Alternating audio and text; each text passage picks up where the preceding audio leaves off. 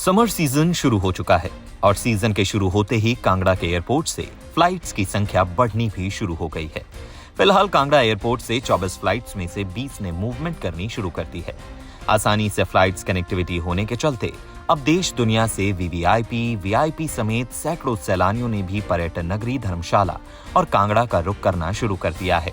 आए दिन सैकड़ों लोग सिर्फ फ्लाइट्स की मार्फत ही कांगड़ा में पहुंच रहे हैं, जो कि प्रदेश के राजस्व के लिहाज से बेहद सुखद खबर है। हिमाचल प्रदेश में कांगड़ा एयरपोर्ट की सुरक्षा, सुगमता और खूबसूरती को मद्देनजर रखते हुए इंडिगो जैसी नामी एविएशन कंपनी ने पहली मर्तबा हिमाचल प्रदेश जैसे खूबसूरत सूबे की सरजमी पर अपना कदम रख दिया है और इसका श्रेय भी कहीं न कहीं कांगड़ा एयरपोर्ट की खूबियों को ही जाता है।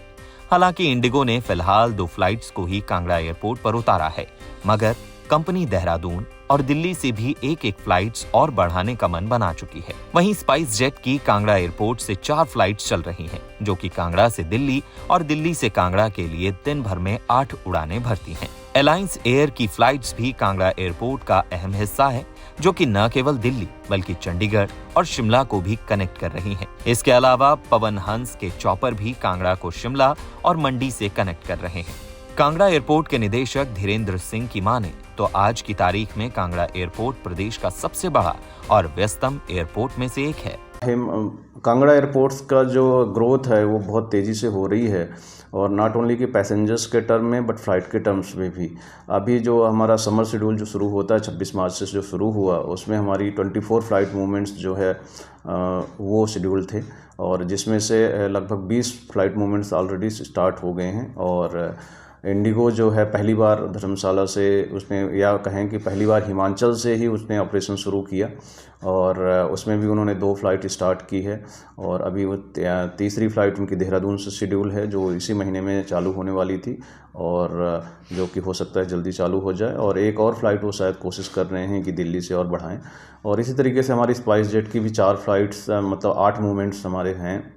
इसी तरीके से हमारे जो दिल्ली से ही है स्पाइस जेट, और एलायंस एयर है हमारे पास। तो एलायंस एयर चंडीगढ़ कनेक्ट करती हैं, दिल्ली कनेक्ट करती हैं और शिमला कनेक्ट करती हैं।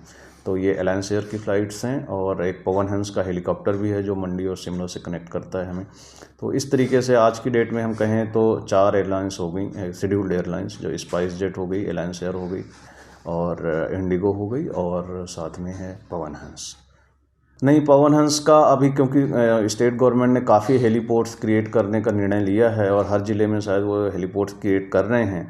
तो एक बार वो जब ऑपरेशनल हो जाएंगे हेलीपोर्ट्स, तब शायद पवन हंस उसको और बेटर तरीके से प्लान करेगा, या स्टेट गवर्नमेंट भी जिसके साथ भी उनका संबंध क्रिएट होंगे, व्यावसायिक संबंध, उनके साथ उस तरीके से फिर होगा जब एक बार ऑपरेशनल हो जाएंगे सारे हेलीपोर्ट्स।